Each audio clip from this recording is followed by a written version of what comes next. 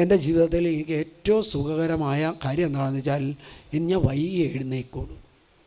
ഞാനൊരു 5:30 അച്ഛനാവുന്നതിന് മുമ്പ് എന്താ ഞാൻ വീട്ടിലേക്ക് ഞാൻ വൈകി എഴുന്നേക്കും. പക്ഷേ എൻ്റെ വീട്ടിലൊരു നിർബന്ധമുണ്ട്, 6:15 മുമ്പ് പള്ളിയിലെത്തിയിരിക്കണം, കുർബാന കൂടിയിരിക്കണം. കുർബാന എന്ന് കുർബാനയ്ക്ക് പോയാലും അന്ന് ഞങ്ങൾക്ക് എല്ലാവർക്കും സമ്മാനം തരും. അപ്പൻ നല്ല സമ്മാനം തരും. അല്ലേലിയ. പോയില്ലെങ്കിൽ അതിൻ്റെ സമ്മാനം കിട്ടും. അല്ലേലിയ. അല്ലേലിയ. അല്ലേലിയ. കാരണം എന്താണെന്ന് വെച്ചാൽ ഞങ്ങളുടെ ഏറ്റവും വലിയ, എൻ്റെ കുടുംബത്തിലെ ഏറ്റവും വലിയ നിർബന്ധമാണ് പരിശുദ്ധ കുർബാനയിൽ പങ്കെടുക്കണം. അതുകൊണ്ട് ഞാൻ എഴുന്നേൽക്കുന്നത് എപ്പോഴാണെങ്കിലും ഞാൻ പോകും. കാരണം കർത്താവെ സമ്മാനം കിട്ടാൻ വേണ്ടിയാണ്, കുർബാന കിട്ടാൻ വേണ്ടിയല്ല, സമ്മാനം കിട്ടാൻ വേണ്ടിയാണ്. അതിന് ഞാൻ അനുദിനം കുർബാന അർപ്പിക്കാൻ പോയാണ് എൻ്റെ ചേട്ടൻ്റെ പട്ടം കണ്ടപ്പോൾ എനിക്കൊരു അച്ഛനാകണമെന്ന് വലിയൊരു ആഗ്രഹം. അല്ലേലിയ.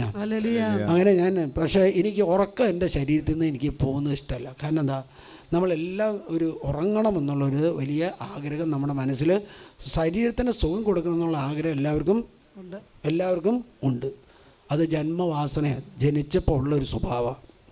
അല്ലേലിയ. അത് കഴിഞ്ഞ് പൗരോഹിത്യം സ്വീകരിച്ച് പുരോഹിതനായി സെമിനാരി ജീവിതത്തിൽ ഞാൻ ചെന്ന് കഴിഞ്ഞപ്പോൾ, അവിടെ സെമിനാരി ചെന്ന് കഴിഞ്ഞപ്പോൾ എന്താണെന്ന് വെച്ചാൽ 4:45 എഴുന്നേൽക്കണം. എൻ്റെ ജീവിതത്തിലെ ഏറ്റവും വലിയൊരു ബുദ്ധിമുട്ടാണത്. അപ്പോൾ റെക്ടച്ചൻ പറഞ്ഞു, പേടിക്കണ്ട, നിങ്ങളിങ്ങനെ ചിന്തിച്ചാൽ മതി, ബെല്ലടിക്കുന്ന സമയത്ത് കട്ടലിന് തീ പിടിച്ചത് വിചാരിക്കുക. കട്ടലിന് തീ പിടിച്ചാൽ എന്തുണ്ടാവും? കിടന്നുറങ്ങാൻ പറ്റില്ല. അതുകൊണ്ട് ആദ്യത്തെ 2 ദിവസം ബുദ്ധിമുട്ടുണ്ടാവും. പിന്നെ കട്ടലിന് തീ പിടിച്ചത് വിചാരിച്ചിട്ട് എഴുന്നേറ്റ് ഇരിക്കുക. അപ്പോൾ ഇവിടുന്ന് പ്രാർത്ഥന ചെല്ലും, പ്രാർത്ഥന പോകുക. അല്ലേലിയ. അല്ലേലിയ. എഴുന്നേറ്റില്ലെങ്കിൽ തൊട്ടടുത്തുള്ളവർ വിളിച്ച് എഴുന്നേൽപ്പിക്കും. സ്നേഹമുള്ളവരങ്ങനെ കുറേ നാൾ പരിശീലനം കഴിഞ്ഞ് മേജർ സെമിനാരിൽ പോയി വൈദികനായി കഴിഞ്ഞിട്ടും എനിക്കൊരു 5:15 എഴുന്നേക്കുള്ളൂ. പക്ഷേ എൻ്റെ ജീവിതത്തിൽ മുന്നോട്ട്, അതുപോലെ തന്നെ നമുക്കറിയാം, നമ്മളെല്ലാവരും അത് പകൽ സമയങ്ങളിൽ ജോലി ചെയ്ത് കഴിയുമ്പോൾ ചെയ്യുന്നൊരു കാര്യമാണ്, റെസ്റ്റ് കിട്ടാൻ ചെയ്യുന്നത് എന്താണെന്ന് വെച്ചാൽ, മനുഷ്യരായ നമ്മളെല്ലാവരും രാവിലെ കിടന്നുറങ്ങും. അല്ലേ? ആണോ? നിങ്ങളങ്ങനെയല്ലേ? അല്ലേ? ഭക്തരായ വിശുദ്ധരായ അല്ലേലിയ. അല്ലേ? കിടന്നുറങ്ങുന്നത് രാവിലെ അല്ലേ? അത് മാറാൻ വേണ്ടി പറയുന്നത്. അല്ലേലിയ. ഇവിടെ ഒരു ചേച്ചി വന്നു, മെസ്സേജൊക്കെ ചോദിച്ചു. കുറേ നാൾ ഭർത്താവായിട്ട് പിണങ്ങി നിന്നത്, സ്നേഹപ്പെട്ടു, അതിനുശേഷം അവർ ജോലി കിട്ടിയൊക്കെ വന്നു കഴിഞ്ഞു. അപ്പോൾ ഞാൻ ഇവിടെ വന്നു കഴിഞ്ഞ് ആദ്യത്തെ ദിവസം പ്രാർത്ഥിച്ചൊക്കെ കഴിഞ്ഞ് പിന്നെ വന്ന് ഞാൻ ചോദിക്കുന്ന സമയത്ത് എപ്പോൾ എഴുന്നേക്കുമെന്ന് ചോദിച്ചു. ആ ചേച്ചി പറഞ്ഞു 10-11 മണിക്ക് എഴുന്നേക്കുമെന്ന് പറഞ്ഞു. ഞാൻ പറഞ്ഞു കന്നാലി പോലും ഇതിന് നേരത്തെ എഴുന്നേക്കുമെന്ന് പറഞ്ഞു. കന്നാലിക്കുള്ള കുഴപ്പമെന്ന് പറഞ്ഞാൽ ബുദ്ധിയില്ല, കർത്താവ് ബുദ്ധി എന്നത് നമുക്ക്. അപ്പോൾ ചേച്ചി വന്ന പ്രധാനപ്പെട്ടതാണ് ഭർത്താവിന് നാട്ടിലേക്ക് ജോലി കിട്ടാൻ വേണ്ടി. ഞാൻ പറഞ്ഞു പുലർച്ചയ്ക്ക് എഴുന്നേറ്റ് പ്രാർത്ഥിക്കാൻ പറഞ്ഞു. ആ ചേച്ചി പറഞ്ഞു എൻ്റെ ജീവിതത്തിൽ എനിക്ക് ഉറക്കം ഉപേക്ഷിക്കുക എളുപ്പമല്ല. അപ്പോൾ ഞങ്ങൾക്ക് ഏറ്റവും വലിയ സന്തോഷം, വെള്ളിയാഴ്ച ദിവസം രാവിലെ അല്ല കുർബാന, വൈകിട്ടാണ് കുർബാന. അതുകൊണ്ട് വെള്ളിയാഴ്ച ദിവസം ഞാനൊരു 7-7:15 എഴുന്നേക്കുള്ളൂ. അതിനു മുമ്പ് ആര് വന്ന് എന്നെ ശല്യപ്പെടുത്തുന്നത് എനിക്കിഷ്ടമല്ല. കാരണം എൻ്റെ ഒരു തെറ്റായിട്ടുള്ള ബോധ്യമാണ് ഉറക്കം മാറ്റുന്നത്. നമ്മുടെ പകലൊക്കെ 6 ദിവസവും അധ്വാനിച്ചതിൻ്റെ ക്ഷീണം മാറ്റുന്നത് ഈ വെള്ളിയാഴ്ച രാവിലെയാണെന്നാണ് ചിന്തിച്ചിരുന്നത്. അല്ലേലിയ. അങ്ങനെ ഞാൻ രോഗിയായി കഴിഞ്ഞപ്പോൾ ഞാൻ കുറേ പുസ്തകങ്ങൾ വായിച്ചു.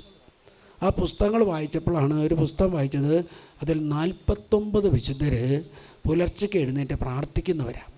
നമ്മളെന്തുകൊണ്ടാണ് വിശുദ്ധരാകാത്തതെന്ന് വെച്ചാൽ, നമുക്ക് രാവിലെ കിടന്ന് ഉറങ്ങണമെന്ന് വലിയ ആഗ്രഹമുള്ളത് കൊണ്ടാണ് നമ്മൾ വിശുദ്ധരാകാത്തത്. നിങ്ങളുടെ കുടുംബത്തിൽ നിങ്ങളുടെ മക്കളെ പഠിത്തമില്ലാത്ത ദിവസം പറയുന്നൊരു കാര്യമാണ്, നീ കിടന്നുറങ്ങിക്കോ രാവിലെ, അല്ലേ? സാധാരണ പറയും നീ ഉറങ്ങിക്കോ, കുഴപ്പമില്ല, നീ വൈകി എഴുന്നേറ്റ് മതി. അപ്പോൾ ഈ ശീലം കൊടുക്കുന്നത് ആരാണ്? മാതാപിതാക്കന്മാരാണ്. അങ്ങനെ കിടന്നുറങ്ങി ഇപ്പോൾ പിള്ളേർ എഴുന്നേക്കുന്നത് എപ്പോഴാണെന്ന് 12 മണിക്കാണ്, പകൽ 12 മണിക്കാണ്. പറയാ 91:5 പറയാണ്, രാത്രിയുടെ ഭീകരതയും പകൽ പറക്കുന്ന അസ്ത്രത്തെയും നീ ഭയപ്പെടേണ്ട. അപ്പം നീ ഭയപ്പെടേണ്ടത് ആരെയാണെന്ന് വെച്ചാൽ, രാത്രിയുടെ യാമങ്ങളിൽ പിശാച് നൃത്തമാടുന്നതിന് നീ ഭയപ്പെടേണ്ടത്, അല്ലേ? ആണോ?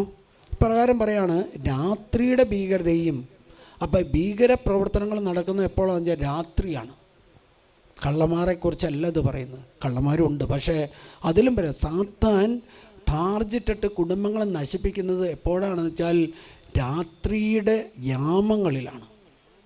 അതുകൊണ്ടാണ് ഈ ഒറ്റ വചനം മതി, രാത്രിയുടെ ഭീകരതയും പകൽ അസ്ത്രങ്ങളാണ് വരുന്നത്. വസ്ത്രങ്ങൾ വരുമ്പോൾ നമുക്കറിയാം അത് കാണാൻ പറ്റും, അല്ലേ? കാണാൻ പറ്റും. അപകടമാണെങ്കിൽ കാണാൻ പറ്റില്ല, അല്ലേ?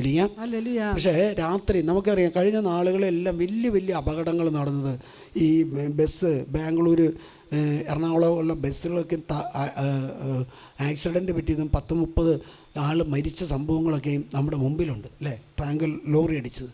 അപ്പോൾ ഈ ഭീകര പ്രവർത്തനങ്ങൾ നടത്തുന്നത് പിശാചാണ്. ആ പിശാച് താണ്ഡവ നൃത്തമാടുന്നത് രാത്രിയുടെ യാമങ്ങളിലാണ്. 92:3 നമുക്ക് നോക്കാം. അവിടെ പറയാണ്, കിന്നരവും വീണയും മീട്ടിയും പ്രഭാതത്തിൽ അങ്ങയുടെ കരുണയെയും രാത്രിയിൽ അങ്ങയുടെ വിശ്വസ്തതയും ഉദ്ഘോഷിക്കുന്നത് എത്ര ഉചിതം, അല്ലേ? 2 കാര്യങ്ങളാണ്. അപ്പം കരുണ കിട്ടണോ, നിങ്ങൾ എന്ത് ചെയ്യണം? രാത്രി എഴുന്നേറ്റ് പ്രാർത്ഥിക്കണം, പുലർച്ചയ്ക്ക് എഴുന്നേറ്റ് പ്രാർത്ഥിക്കണം. കർത്താവിൻ്റെ കരുണ, ഹല്ലേലൂയ. അപ്പോൾ കരുണ കിട്ടണമെങ്കിൽ രാത്രി എഴുന്നേറ്റ്. രണ്ടാമത് പ്രകാരം പറയാണ്, രാത്രിയിൽ അങ്ങയുടെ വിശ്വസ്തതയെ, ഹല്ലേലൂയ. പ്രഭാതത്തിൽ അതിപ്രഭാതത്തിൽ, രാത്രി എന്ന് വൈകിട്ട്, വിശ്വസ്തത ധ്യാനിക്കുന്നത് വൈകിട്ടാണ്. ഇനി പ്രകാരമാണ്, ആ വിശ്വസ്തതയാണ് നമുക്ക് സംരക്ഷണമായിട്ട് വരുന്നത്. കർത്താവിൻ്റെ കാരുണ്യമാണ് കർത്താവ് നമ്മളോട് ദയവ് കാണിക്കുന്നത്, ഹല്ലേലൂയ. അപ്പോൾ എന്ത് ചെയ്യണം? നമ്മൾ പ്രാർത്ഥിക്കുന്നത് പുലർച്ചയ്ക്ക് എഴുന്നേറ്റ് പ്രാർത്ഥിച്ചാൽ കർത്താവിൻ്റെ കരുണ കിട്ടും. എന്താണെന്ന് വെച്ചാൽ, ഞാൻ പുലർച്ചയ്ക്ക് എഴുന്നേറ്റ് പ്രാർത്ഥിച്ചു കഴിഞ്ഞാൽ ഞാൻ എഴുന്നേറ്റ് നിൽക്കുന്നത് കൊണ്ട് കർത്താവ് എൻ്റെ കാര്യത്തിൽ ശ്രദ്ധാലുവാകും. എനിക്ക് എൻ്റെ ഭീകര പ്രവർത്തനം എൻ്റെ കുടുംബത്തിലേക്ക് വരുന്നത് എനിക്ക് ഒന്നും ചെയ്യാൻ പറ്റില്ല. പിശാച് താണ്ഡവ നൃത്തമാടുമ്പോൾ നമുക്ക് നോക്കി നിൽക്കാതെ എന്ത് ചെയ്യാൻ പറ്റും? പക്ഷേ ദൈവത്തിൻ്റെ ആത്മാവ് ഇറങ്ങി അതിനെ ഇല്ലാതാക്കും, ഹല്ലേലൂയ. രണ്ടാമത് കർത്താവിൻ്റെ വിശ്വസ്തത.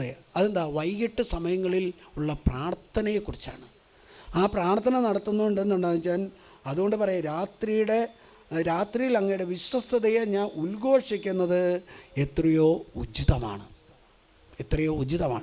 വിശുദ്ധരായ വ്യക്തികളുടെ പുസ്തകങ്ങൾ വായിക്കാൻ തുടങ്ങിയപ്പോൾ നമുക്ക് മനസ്സിലായി, പുലർച്ചയ്ക്ക് എഴുന്നേറ്റ് പ്രാർത്ഥനയാണ് ആവശ്യം. എൻ്റെ ശരീരത്തിൻ്റെ സുഖം കൊടുക്കുന്നതല്ല ദൈവത്തിന് വലിയ ആഗ്രഹം, മറിച്ച് ദൈവത്തിൻ്റെ സന്നിധിയിൽ ഞാൻ ഉണർന്നിരുന്ന് പുലർച്ചയ്ക്ക് അല്ലെങ്കിൽ രാത്രിയുടെ യാമങ്ങളിൽ 1-ാം യാമത്തിൽ ഞാൻ ഇരുന്ന് പ്രാർത്ഥിച്ചാൽ എൻ്റെ വീട്ടിലേക്ക് വരുന്ന, എൻ്റെ കുടുംബത്തിലേക്ക് വരുന്ന, എൻ്റെ ദേശത്തിലേക്ക് വരുന്ന, സഭയെ നശിപ്പിക്കാൻ വരുന്ന ഭീകര പ്രവർത്തനത്തെ കർത്താവ് ഇല്ലാതാക്കും, ഹല്ലേലൂയ. ഞാൻ 45-ാമത്തെ വയസ്സിൽ മരിക്കേണ്ട അച്ഛനാ. ഇപ്പം എനിക്ക് 57-ാമത്തെ വയസ്സായി. അപ്പോൾ എനിക്ക് 45-ാമത്തെ വയസ്സിലാണ് മാരകമായ രോഗം വരാണ്. അപ്പോൾ ഈ പുസ്തകങ്ങളൊക്കെ വായിച്ചു കഴിഞ്ഞപ്പോൾ എനിക്ക് മനസ്സിലായി, എൻ്റെ ഈ ശരീരത്തിന് കൊടുക്കുന്ന ഈ സുഖം ഞാൻ ഇല്ലാതാക്കിയാലാണ് ഞാൻ ജീവിക്കുള്ളൂ, ഇല്ലെങ്കിൽ ഞാൻ മരിച്ചു, അല്ലേ? അപ്പോൾ തൊട്ട് ഞാൻ എന്ത് ചെയ്യുന്നതെന്ന് വെച്ചാൽ, ഞാൻ ഒരു 4 മണിക്ക് എഴുന്നേക്കാൻ തുടങ്ങി. നിങ്ങൾ പെട്ടെന്ന് എഴുന്നേക്കാൻ 3:30 എഴുന്നേക്കാൻ നോക്കരുത്, അങ്ങനെ പറ്റില്ല. കാരണം ബാലൻസിങ് 4 മണി. ഇപ്പോൾ എപ്പോൾ എഴുന്നേക്കുമെന്ന് വെച്ചാൽ 2:45 എഴുന്നേക്കും. 2:45 3 മണി സമയത്ത് പ്രാർത്ഥന നടത്തും, ഹല്ലേലൂയ. വിശുദ്ധരായ പഴയ കാലത്തുള്ള വിശുദ്ധരായ വൈദികരെല്ലാം 3 മണിക്ക് എഴുന്നേറ്റ് പ്രാർത്ഥിക്കുന്നവരാണ്, ഹല്ലേലൂയ. അപ്പോൾ പുതിയ തലമുറയിലേക്ക് വന്നപ്പോൾ എന്നെ പോലെ ചിന്തിക്കുന്നവരാണ്. എന്താ? ശരീരത്തിന് സുഖം കൂടണം, അല്ലെങ്കിൽ നമ്മൾ ചിന്തിക്കുന്ന എന്താ? ഞാൻ രോഗിയായിട്ട് മാറും, അല്ലെങ്കിൽ രോഗിയായിട്ട് മാറും. ഡോക്ടർമാരെ ആരെങ്കിലും പറഞ്ഞു മതി, നീ നേരത്തെ എഴുന്നേക്കരുതെന്ന് കൂടി പറഞ്ഞു മതി, നമുക്കത് ആപ്തവാക്യമായിട്ട് മാറും, ഹല്ലേലൂയ. അതുകൊണ്ട് ഞാൻ പറയുന്നത് എന്താണ്? നമ്മുടെ ശരീരത്തിൻ്റെ സുഖം ആത്മാവിനെതിരാണ്. ശരീരത്തിൻ്റെ സുഖങ്ങളെല്ലാം ആത്മാവിനെതിരാണ്.